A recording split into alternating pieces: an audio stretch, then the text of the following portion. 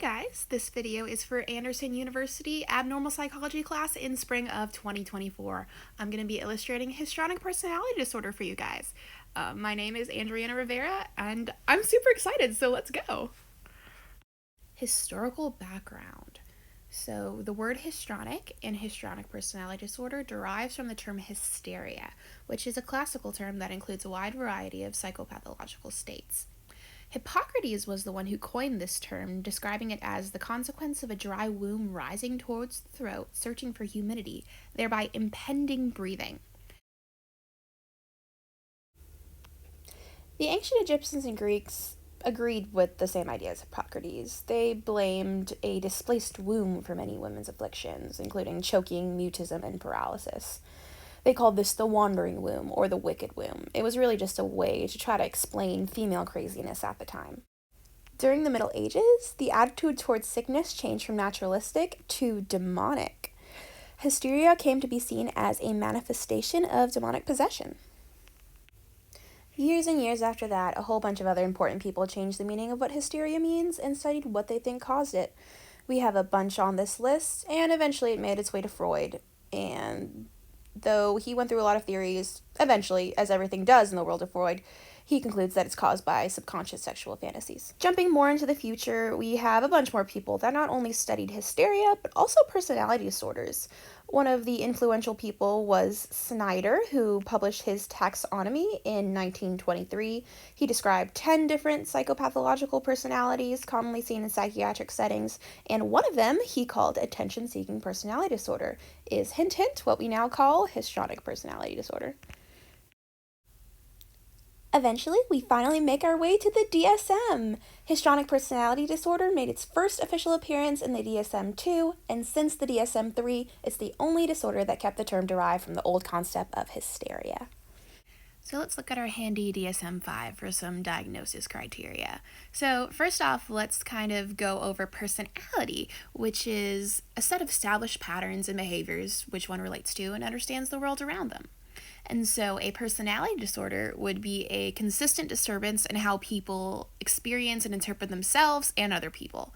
This results in maladaptive patterns of cognition, emotion, and behavior. So histrionic personality disorder is characterized by a pervasive pattern of attention-seeking behavior and a theatrical level of emotional responses. An individual with HPD is generally going to take into account a lot of their grooming and make fashion choices like dressing provocatively or just very attention-seeking with a lot of bright colors or multiple accessories. They tend to have behaviors that are very eccentric and attention-seeking, and they generally speak loudly and dramatically. Their speech is generally impressionistic but really lacking in detail.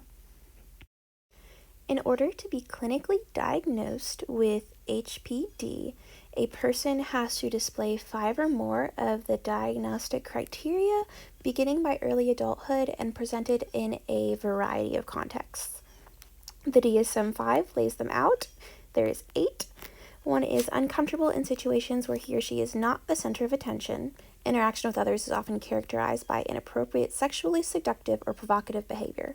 They display rapidly shifting and shallow expression of emotions, consistently uses physical appearance to draw attention to self, has a style of speech that is excessively impressionistic and lacking in detail, shows dramatics, theatricals, and exaggerated expression of emotion. They are suggestible, easily influenced by others or circumstances, and they consider relationships to be more intimate than they actually are. The DSM-5 organizes personality disorders within 3 clusters. HPD is in cluster B, which includes antisocial, borderline, histrionic, and narcissistic personality disorders. Individuals with these disorders often appear dramatic, emotional, or erratic. If you haven't noticed, throw in some in-text citations on the bottom of the screen from where I'm getting all my information.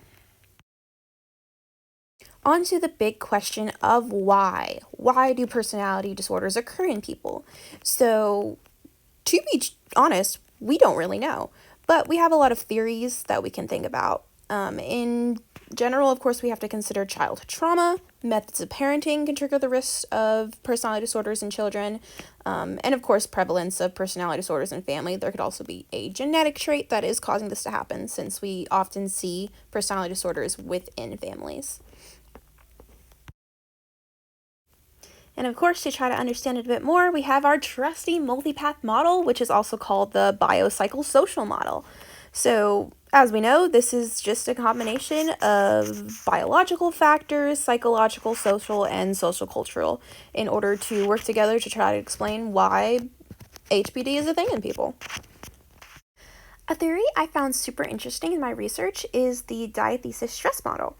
And this basically says that each person has a certain threshold of biological and psychological vulnerability that, when surpassed, will result in some kind of symptom expression. For example, when the level of stress in an individual reaches a certain height, they may develop lower back pain, while others may be subject to gastrointestinal disturbance. So it's basically saying that everyone has a stress point in which they're going to break, and everyone has different ways of breaking. And this also works on the basis that some people can be genetically predisposed to certain mental illnesses. So let's go over the treatment and the prognosis of HPD. So there's very little evidence that exists for effectively treating this. Most people go to psychotherapy, but you can't really fix this, so you kind of go around the cure and just kind of try to put a band-aid on the symptoms. My interviewee says that their way that they would do it is just use CBT to uncover underlying beliefs and try to identify and practice more appropriate behaviors. Again, not really something that can be fixed, but something that they can just help the symptoms be less of. One of the main problems with trying to cure HPD is that individuals with it generally don't even recognize their illness. They're probably going to be really resistant to the idea of treatment because they don't really think anything's wrong with them. So, the biblical perspective, trying to find the truth can be really tricky. I found in my research you can kind of go one or two ways. You can treat it as something that someone can work on and try to fix, or you can treat it as a sickness. So, there is a verse in Matthew when Jesus goes ashore and he sees the crowd and he has great compassion on them and he heals their sick. One of the ways we can look into mental disorders is kind of like a sickness, a cancer, if you will. We can pray that Jesus has in his power to heal us, but ultimately we know that sickness in itself is not a punishment, and Jesus might choose not to fix it. So kind of have to live with that and keep seeking him that way. There is also the other aspect, kind of regarding God's promise that he can help renew our minds and deliver us from our sinful nature. Not to say that our sin is directly what caused us to have a sickness, but in general, the world is sinful by nature and bad things happen in the world. And God does offer deliverance from that if we are willing to pursue that. Now, the question is, can someone with HPD be consciously aware enough to be willing to pursue that? I really don't know and don't really have a good answer. So I guess in the end, really only God knows. It's not the most comforting thing to say, but ultimately I don't have a definite answer. So I'm just going to have to be okay with not knowing and speculating. The moment you've all been waiting for, my reference list. Thank you everyone for listening to my little illustration documentary. I hope you have a absolutely great day and that you learned a few things. Bye!